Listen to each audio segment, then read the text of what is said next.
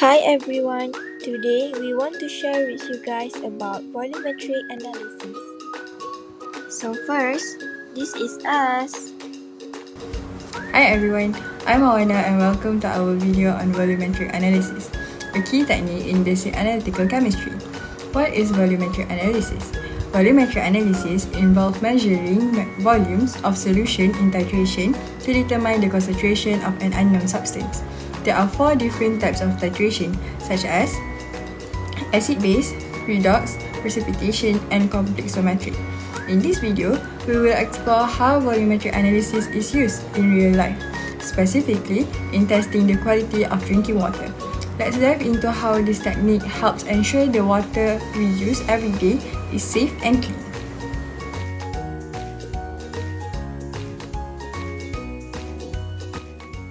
Before we understand how volumetric analysis works in water quality, it's important to know the basic components involved in the titration process. First, we have the titrant. This is a solution of known concentration, usually added from a burette. Then there's the analyte, which is our water sample or a solution of unknown concentration placed in a conical flask. We use an indicator, a chemical dye that changes color once the reaction is complete. This helps us visually detect the endpoint. The endpoint is when the reaction is just finished, while the equivalent point is the theoretical point where the amount of titrant and analyte are exactly balanced according to the chemical equation. And now, let's look at the stoichiometry behind the titration.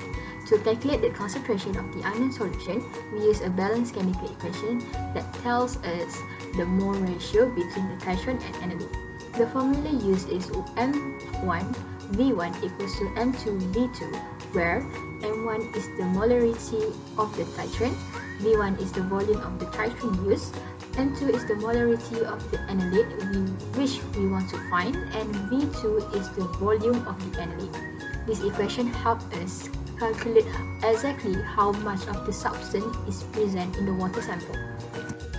So, how does all of this apply to water quality? Volumetric analysis is extremely useful in water testing. It allows us to measure the concentration of certain ions or contaminants in water by using volume-based chemical reactions.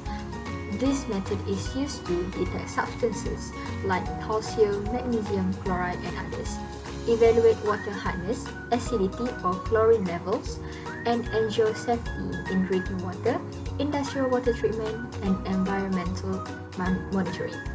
It's simple, reliable, and cost-effective, making it one of the most common techniques used in laboratories for water testing.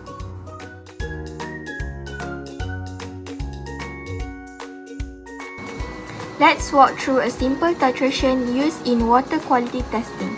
To test water hardness, we use a complexometric titration method. We titrate the sample with a standard EDTA solution, and we also add a buffer solution to maintain pH and indicator called areochrome black tea, which change color from wine red to blue when the reaction is complete. Now, I will explain the method used in volumetric analysis to test for water hardness, which is the concentration of calcium and magnesium ions. To do this, we use a complexometric titration with EDTA, a chemical that binds to these metal ions. Here's how the titration works. First, we pipette 50 ml of the water sample into a clean conical flask. Next, we add 1 to 2 ml of ammonia buffer to keep the pH around 10. This is important because EDTA works best at that pH. Then, we add a few drops of areochrome black tea, the indicator. At this stage, the solution turns wine red, indicating the presence of calcium and magnesium.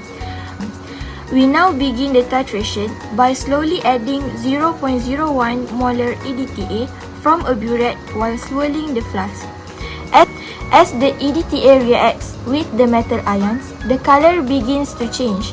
The end point is when the solution changes color from red to pure blue, meaning all the metal ions have reacted with EDTA.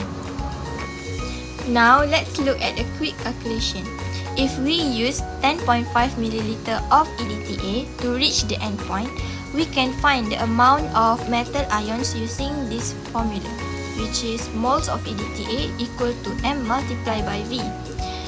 Means that 0.01 multiplied by 10.5 over 1000 equal to 1.05 times 10 power of negative 4 mole. Since EDTA reacts 1:1 with Ca2 plus and Mg2 plus, this is also the number of moles of metal ions based on the balanced chemical equation. So now to convert 2 ppm as CaCO3, we have to use this formula. ppm equal to mole multiplied by 100,000 over volume in ml, means that 1.05 times 10 power of negative 4 multiplied by 100,000 over 50 equal to 210 ppm.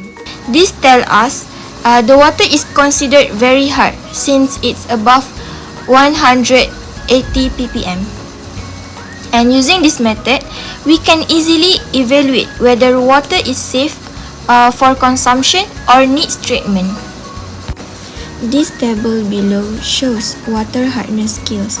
It classifies water hardness based on ppm and GPG.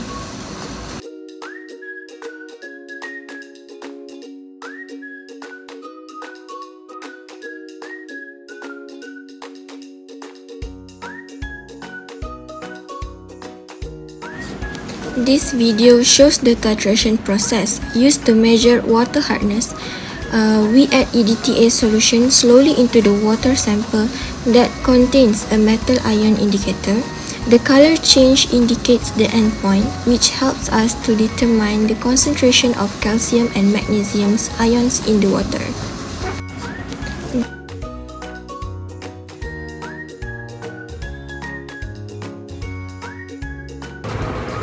Hi, my name is Wan Amir Aini binti Wan Azizi and student ID 2023492.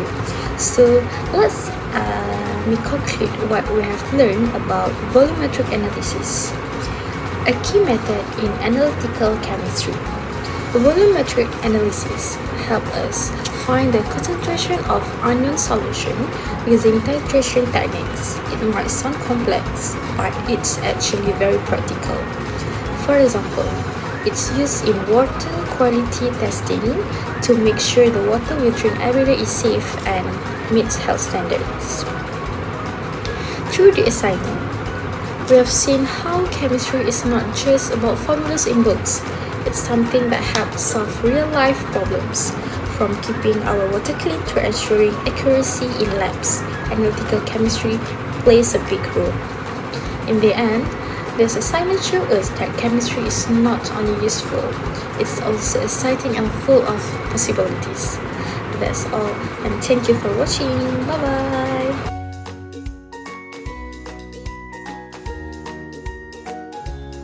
Thank you for watching, everyone. See you again.